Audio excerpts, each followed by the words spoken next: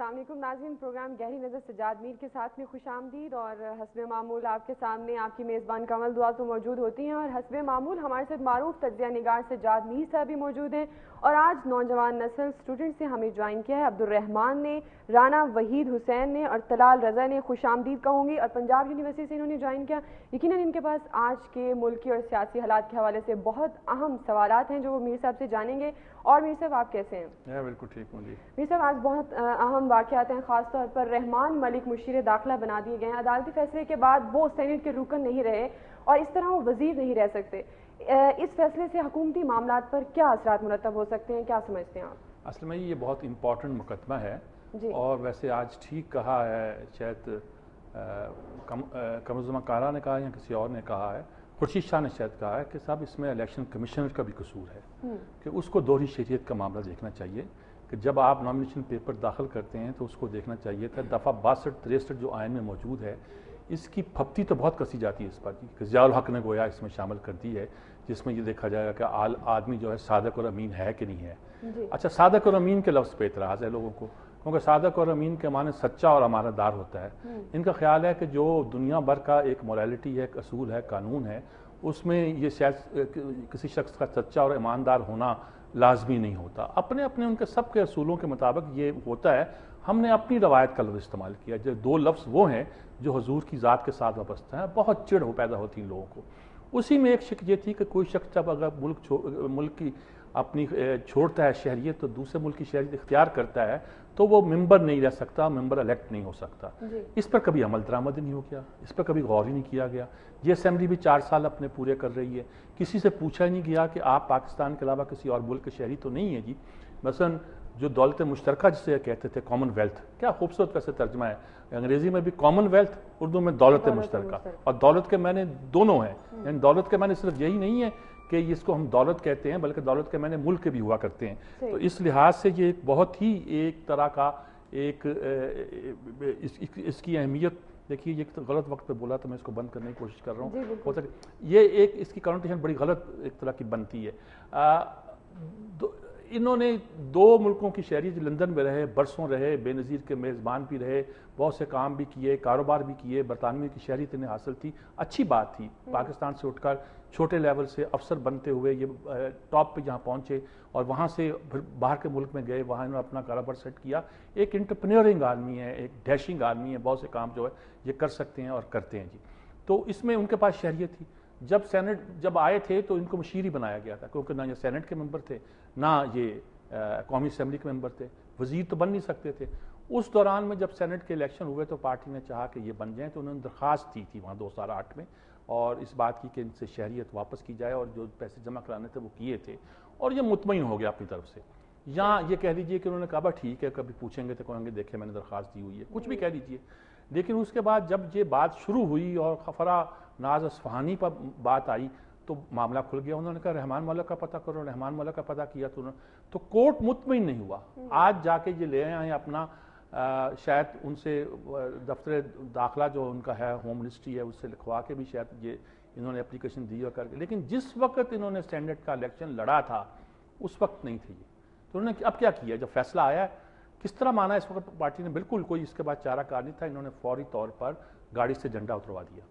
اور دوسری بات یہ کی کہ انہوں نے آج دفتر داخلہ میں وہاں گئے نہیں. وہ صفدر وڑائچ، کیا نام ہے ان کے، امتیاز صفدر وڑائچ جو ہیں پنجاب کے، وہ صدر تھے نا، وہ وزیر مملکت ہیں. انہوں نے گویا اس معاملے میں آج سمجھو وزارت چلائی ہے. لیکن شام آنے سے پہلے نوٹیفیکیشن آ گیا تھا.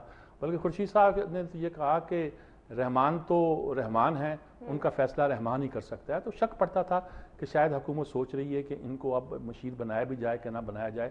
لیکن شاید ابھی مسئلہ حل نہیں ہو سکتا. حکومت افورڈ نہیں کر سکتی اپنے کسی بندے کو لوز کرنا. اب بات یہ ہے کہ وزیر تو یہ نہیں سکتے کہ سینٹ رکن نہیں ہے، تو کیا کسی اہم منصب پہ فائز ہو سکتے ہیں غیر ملکی شہری ہونے کے باوجود؟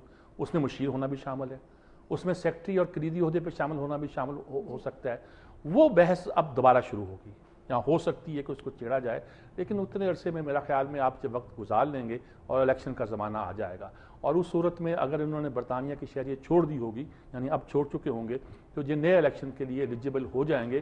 اگر یہی کوئی کیس کر کے ان کو نااہل قرار دینے کے بارے میں کوئی بات نہ اٹھا دے اور بات کو نہ پھیلا دے. یہ اصولی طور پر ایک جیت بھی ہے. فرناز اصفہانی کو بارے میں سب کو معلوم تھا کہ امریکہ شہری ہے, لیکن لازمی نہیں کہ اگر بیوی شہری ہے تو میاں بھی شہری ہوگا. اب حسین حقانی کے بارے میں سوچنا شروع کر دیں کہ وہ بھی امریکی شہری ہوگا, ہو سکتا ہے کہ اس کو اس کی ضرورت ہی نہ پڑی ہو, بیوی ہے تو کافی ہے. مثال کے طور پر حفیظ شیخ صاحب نے کہا کہ میرا امریکی شہری ہونے کا سوال ہی پیدا نہیں ہوتا, ان کی بیوی امریکی ہے. اور بھی تو 14 لوگوں کے نام, 14 لوگوں کے نام خواجہ آصف کے ہیں. انہوں نے کہا بھائی کینیڈا کے شہری ہونے کا, بھائی ہو سکتا ہے کہ انہوں نے لینڈ کیا ہو کینیڈا میں, کہ وہ ایک لینڈ کرنے کا پروسیس ہوتا ہے کہ آپ کی کلیئر ہو گیا, امیگریشن کی آپ نے اپلائی کیا, آپ نے لینڈ کیا, لیکن اس کے ساتھ 3 سال یا 3.5 سال یا 5 سال کتنے وہاں گزارنے پڑتے ہیں انکم ٹیکس, وہ انہوں نے پورا کیا کہ نہیں کیا, خیال ہے کہ انہوں نے نہیں کیا ہوگا. جب انہوں نے نہیں کیا وہ بڑے اعتماد کے ساتھ کہہ سکتے ہیں کہ میں کسی دوسرے ملک کا شہری نہیں ہوں. اس طرح حفیظ شیخ کی اگر بیوی امریکی ہے تو اس کا مطلب یہ نہیں کہ وہ بھی امریکی ہو جائیں گے. یہاں تو آپ کر دیں کہ جن کی بیویاں, جن کے شوہر امریکی ہے, وہ کوئی بھی نہیں رکھ سکتے, یا جن کی اولاد میں بھی کوئی امریکی ہے, یا بڑوں میں کوئی امریکی ہے یا غیر ملکی ہے, ایسا کوئی قانون موجود نہیں ہے. تو اس لیے رحمان ملک صاحب کا جو معاملہ, اس معاملے میں میرا خیال یہ سمودھ گیا ہے, اور اس میں کوئی حکومت نے پھڈا لینے کی یا گڑبڑ کرنے کی کوئی کوشش نہیں کی, بلکہ خورشید شاہ کا جب بیان کہ اس میں الیکشن کمیشن کی بھی ذمہ داری ہے, یہ بات ثابت کرتا ہے کہ حکومت سمجھتی ہے کہ اس مسئلے پہ ہمیں عدالتی فیصلے کو چیلنج نہیں کرنا چاہیے, نہ اس کو کوئی ہمارا رستہ ہے کہ اس کو لے کے ہم اس کو ایک ایشو بنائیں.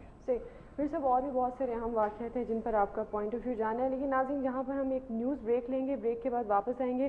اسلحہ کی خریداری میں پاکستان تیسرے نمبر پر ہے اور ہماری معیشت کی حالت کچھ خاص اچھی نہیں ہے, تو اس پر کیا پوائنٹ آف ویو ہوگا میر صاحب کا, یہ بھی جانیں گے. اور بھی بہت سارے اہم واقعات ہیں, ہمارے ساتھ رہیے گا.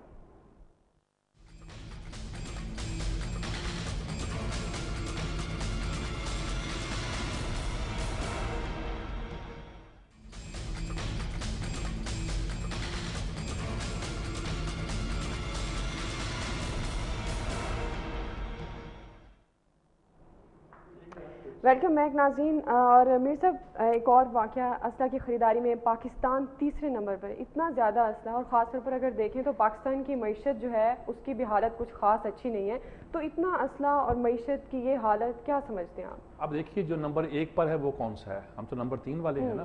نمبر 1 پر بھارت جی. نمبر 2 پہ جو ہے وہ جنوبی کوریا ہے, کیونکہ جنوبی کوریا کو شمالی کوریا سے خطرہ ہے.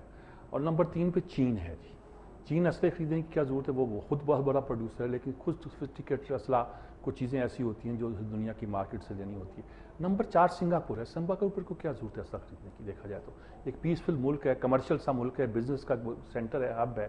تو شاید اس کا اسلحہ اس لیے ہے کہ وہ جو ساؤتھ چائنا سی ہے اس میں ایک کشمکش پیدا ہونے والی ہے بڑی طاقتوں کی. ایک طرف چین اس پہ اپنی منوپلی دیکھ رہا ہے, دوسری طرف امریکہ آنا چاہتا ہے وہاں, اور امریکہ جب آنا چاہتا ہے تو اپنا اسلحہ بیچتا ہے. وہ سنگاپور کو اس نے بیچا ہوگا, سعودی عرب کو امریکہ اسلحہ بیچتا ہے. کس لیے بیچتا ہے, سعودی عرب نے کیا کرنا ہوتا ہے, اور ان عرب ممالک کو وہ بہت بڑا اسلحے کی تعداد بیچتا ہے. اس کے علاوہ اس میں اور بہت سی چیزیں ہیں. جی یہ بھی آیا ہے کہ جو پاکستان اسلحے کی جوہری اسلحے کا معاملہ ہے, اس میں پاکستان کے پاس کوئی 100 سے 120 کے قریب جوہری ہتھیار ہیں, یعنی ایٹم بم ہے. 100 سے 120 کے قریب تک جوہری بم ہے, جبکہ انڈیا کے پاس کوئی شاید 90 کے قریب, 90 سے 110 کے قریب ہے, یعنی انڈیا کے ہم سے کم ہیں. ہم اور یہ بھی کہا جا رہا ہے کہ پاکستان انڈیا جوہری دور میں بہت آگے ہیں. میزائل ٹیکنالوجی کا بھی ذکر آتا ہے اس میں, اور بہت سے کہتے ہیں کہ پاکستان شہر میں میزائل ٹیکنالوجی میں بھی بہت آگے. یہ ساری بات جو پاکستان کے پاس اگر اسلحہ ہے تو اس کی 2 باتیں ہیں. ایک تو ہم سیلف ریلائنٹ نہیں ہیں, خود اسلحہ نہیں بناتے. ہماری فوج دنیا کی 4تھی 5ویں بڑی فوج ہے, اور اس فوج کے لیے اور کچھ نہیں تو بندوقیں ہی چاہیے. حالانکہ ہم بنا رہے ہیں, لیکن بہت سی چیزیں ایسی ہوتی ہیں جو ہمیں چاہیے ہوتی ہیں, ہمیں خریدنا پڑتی ہیں, اور ہم خریدتے ہیں دنیا بھر سے, اور ان کو حاصل بھی کرتے ہیں. اور یہ دیکھا جائے ایکسپینڈیچر بھی آئے ہیں ایک اطلاع میں. ایکسپینڈیچر سب سے نمبر 1 امریکہ کے ہیں, نمبر 2 اب چین آیا ہے. تو ہم کو زیادہ ایکسپینڈ نہیں کر رہے, لیکن یہ ہے کہ ان بڑے ملکوں سے جو چھوٹے موٹا اسلحہ خریدتے ہیں اس میں شاید یہ نمبر آیا ہے کہ ہم شاید نمبر 3 کے ویپاری ہیں, اور باقی ملک شاید ہم سے. پاکستان نے ریڈار پر نظر نہ آنے والے ہدف 7 کروز میزائل کا تجربہ بھی کیا ہے. جی وہ میزائل کی بات کر رہا ہوں. تو پاکستان کی میزائل ٹیکنالوجی کہا جاتا ہے کہ بہت سپیریئر ہے, اور خاص طور پر انڈیا کے مقابلے میں تو بہت آگے ہے. اب شاید ان کے میزائل کچھ 2-4 ٹھیک چلے ہیں, جس کا مطلب ہے کہ امریکہ نے شاید کوئی ٹیکنالوجی دی ہے. ہماری انڈیجنس ہے, لوکل ہے. ہم نے پہلے غوری میزائل کا تجربہ کیا تھا جو لیکوڈ فیول سے چلتا تھا، جس کے بارے میں کہا جاتا تھا کہ ہم نے شمالی کوریا سے کولیبریشن کے بعد بنایا ہے. پھر ایک یہ سالڈ فیول کے بعد ہم نے ایک جو میزائل شاہین بنائے تھے وہ بہت سوفسٹیکیٹڈ میزائل تھے.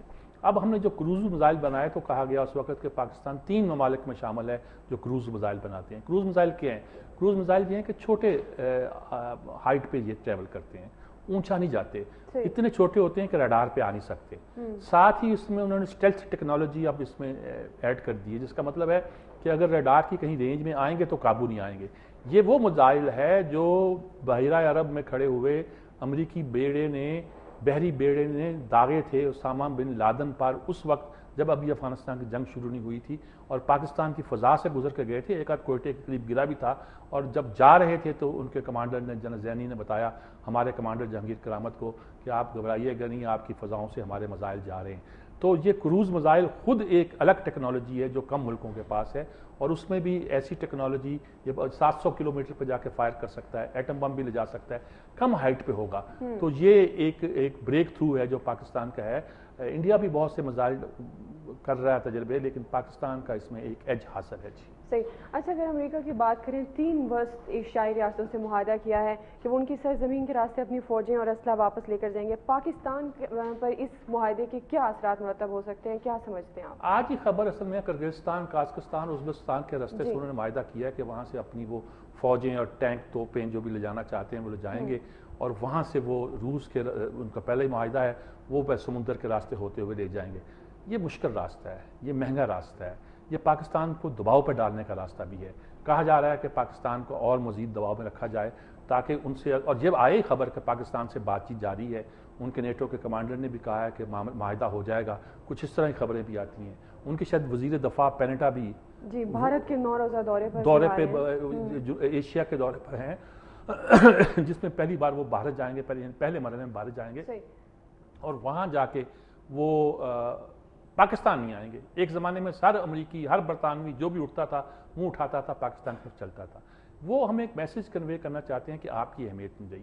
وہ انڈیا جائیں گے، انڈیا مثلا انہوں نے راستہ نیا ڈھونڈ لیا ہے کہ آپ ہمارا راستہ بند کرتے ہو، نیا راستہ ڈھونڈ سکتے ہیں. وہ انڈیا میں جا رہے ہیں، وہ کہہ رہے ہیں کہ یہ ثابت کرنا چاہتے ہیں کہ ہم انڈیا کو افغانستان میں زیادہ امپورٹنس دے سکتے ہیں، اور پاکستان کو اس مسئلے پر نظر انداز کرنے کا ایک پورا پیراڈائم ہے اس کو وہ بلڈ کر رہے ہیں. اور وہ کہہ رہے ہیں کہ انڈیا اور انویسٹ کرے گا. شاید وہ سوچ رہا ہے کہ انڈیا افغانستان سے ایک ریلوے لائن بچائے گا جو ایران سے ہوتی ہوئی سمندر تک جائے گی.